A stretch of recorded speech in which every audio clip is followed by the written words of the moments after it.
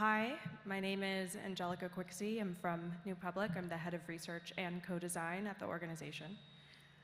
And I am here to talk publicly for the first time about our Public Spaces Incubator project with 4 public broadcasters in North America and Europe. So I'm going to, if I can get to the next slide. Oh.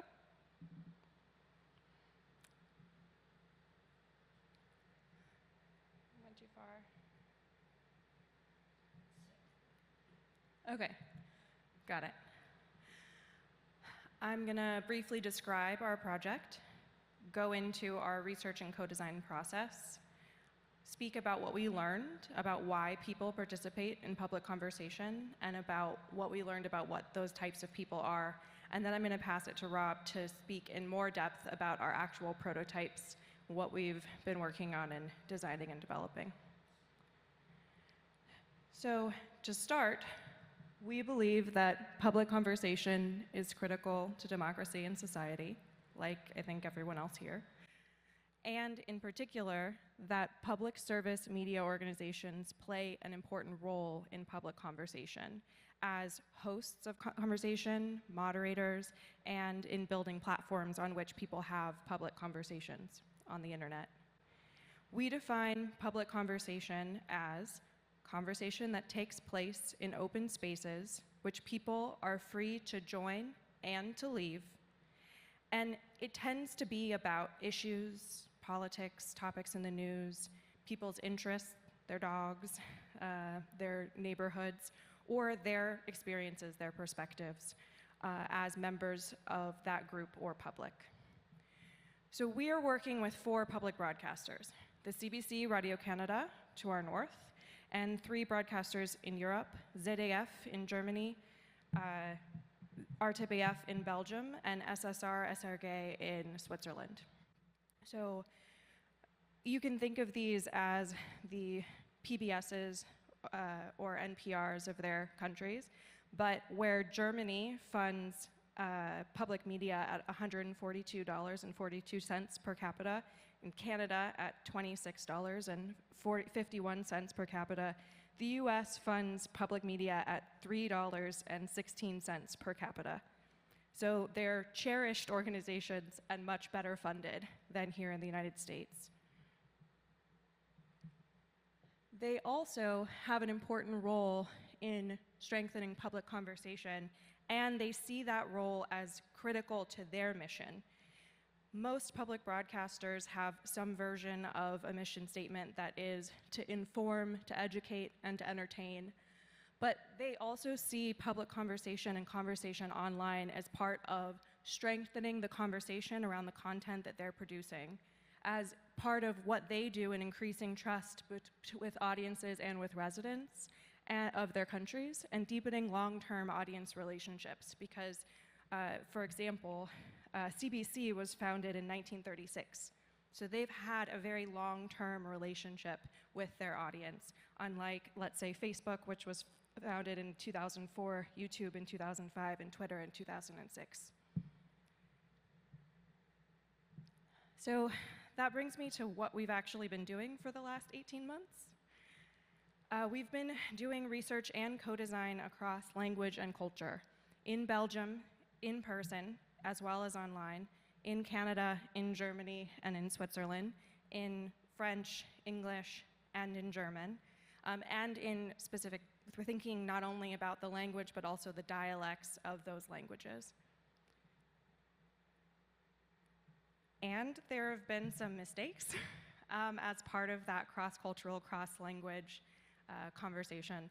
I've learned how to say Je suis Angelica, je suis responsable de recherche chez New Public, but we also mistranslated one of our archetypes to mean as from wallflower to fil facile, which, as you can see, has a different meaning in French. We've also engaged with a lot of people across these countries. We've talked to more than 200 participants. That means not only people internal to those organizations, but also quote-unquote members of the audience, French Canadians, English-speaking Canadians, Swiss folks, Belgian folks, Germans, people just living their everyday lives who happen to either engage with and have a positive view of these organizations or not, actually. We've also spoken to people who don't have favorable views of these folks' content. And we developed over 100 prototypes, which we've winnowed down to a group of 16, which Rob will talk a bit more about. This is us in some of these different places. This is some of our team on the roof of the Radio-Canada offices in Montreal, which is lovely if you ever have a chance to go there. And we've learned quite a bit about why people say they engage in public conversation online. These are the 6 factors that we heard that motivate people to participate in or leave conversations. So this is both positive and negative,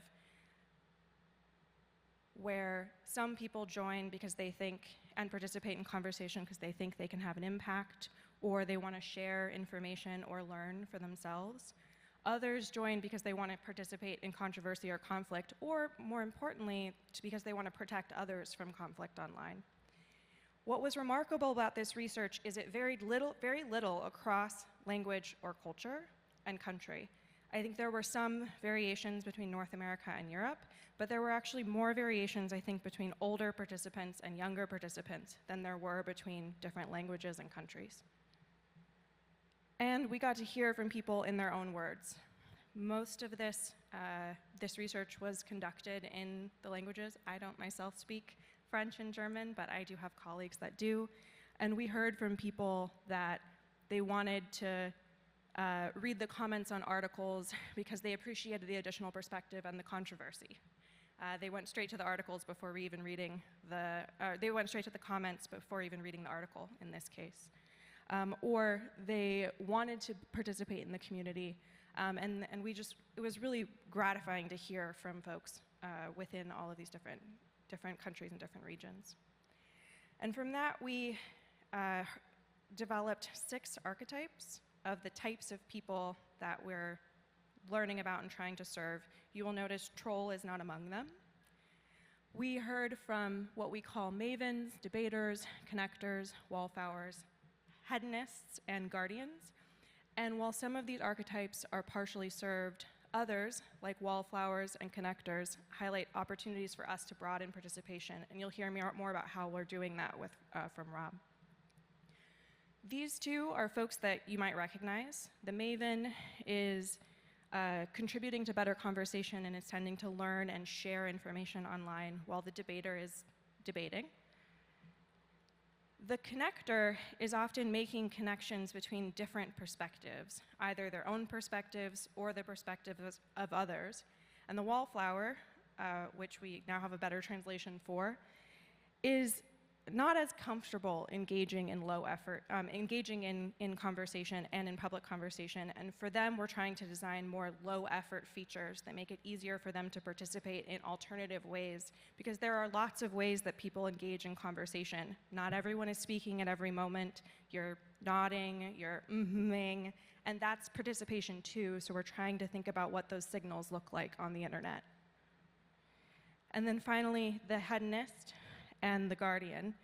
The guardian is a protector archetype. They engage in conflict to protect other people or to protect themselves. And the hedonist is there to have a good time. They're sharing memes, they're sharing GIFs, they're arguing about whether it's GIF or GIF online. And they're a lot of fun to be around. So each of these archetypes highlights a pattern of behavior supported by specific motivations, tasks, jobs to be done, media consumption, and creation habits. And every prototype that we're designing now is targeting one or more of these archetypes. This is an important moment for this work.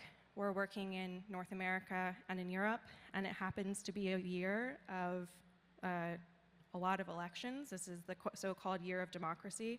So we feel that this work is important not just to impact how we engage online, but also in a moment where the stakes of public conversation are very high. Thank you.